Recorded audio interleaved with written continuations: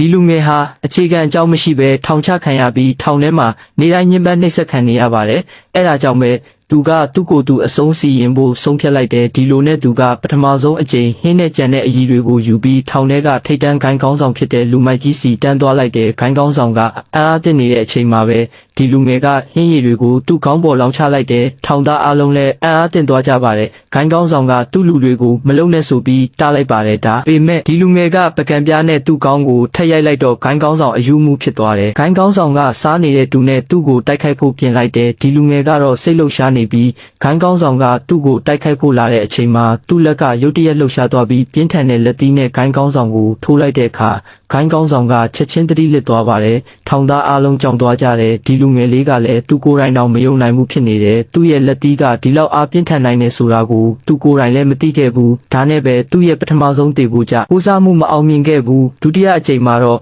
ဒီလူငယ်ကထောင်ထဲကစိတ်တစအကျဉ်းသားကိုရန်ဆောက်ဖို့ဆုံးဖြတ်လိုက်တယ်ဒါကြောင့်သူကဒီတစ်ခါမှာတော့ရင်ဘတ်မှာအနီရောင်ကပြတက်ထားတဲ့အကျဉ်းသားတစ်ယောက်ကိုရွေးချယ်လိုက်တယ်ဘာကြောင့်လဲဆိုရင်တော့ဒီလူကထောင်ထဲမှာကြောက်စရာအကောင်းဆုံးစိတ်တစအကျဉ်းသားဖြစ်နေလို့ဖြစ်ပါတယ်ဒီထောင်သားကိုအဆောင်တွေတော့မထီရဲကြဘူးဒါပေမဲ့ဒီလူငယ်ကသူ့ကိုယ်သူတေဖို့ဆုံးဖြတ်ထားတဲ့အတွက်ဒီလူကိုစတင်နှောက်ယှက်တဲ့သူ့မိသားစုကိုဆဲဆိုတဲ့ကိုနဲ့ထိပြီးစိတ်ဆိုးအောင်လုပ်တယ်အဲ့ဒီအချိန်မှာပဲတက်ဖြတ်သူကဓာတ်ထုတ်လာတဲ့ဒီလူငယ်ကမျောလင်းချက်တွေနဲ့ဓာတ်ကိုယူပြီးသူ့လေပင်မှာတင်ကငါ့ကိုမြန်မြန်တက်လို့អော်တယ်ဒါပေမဲ့ဒီတက်ဖြတ်သူကကြောက်နေပြီးမတက်ရဲတော့ဘူးသူ့ထက်ပိုယူတဲ့လူကိုမြင်ပြီးငိုကြွေးကမြေပြင်ပေါ်လဲကျသွားတယ်ဒါနဲ့သူကဒုတိယအချိန်မှလည်းမအောင်မြင်ခဲ့ဘူးသူ့အကြောင်းကထောင်တစ်ခုလုံးပြန့်နှံ့သွားပြီးဘသူကမှသူ့စီမကက်ရဲကြတော့ဘူးထမင်းဝေတဲ့သူတွေတောင်သူ့ကိုမကြည့်ရဲဘူးသူ့ကိုစိတ်မဆိုးအောင်အပိုထမင်းတောင်ထည့်ပေးနေရတယ်ဒါပေမဲ့ဒါတွေကသူ့လိုချင်တာမဟုတ်ဘူးတနေ့မှာထောင်ကနေထွက်ပြေးဖို့ကြိုးစားတဲ့အတွက်အဆောင်တွေရဲ့တနက်နဲ့ပြစ်တက်ခံရလိုက်ရတဲ့အကျဉ်းသားအကြောင်းကို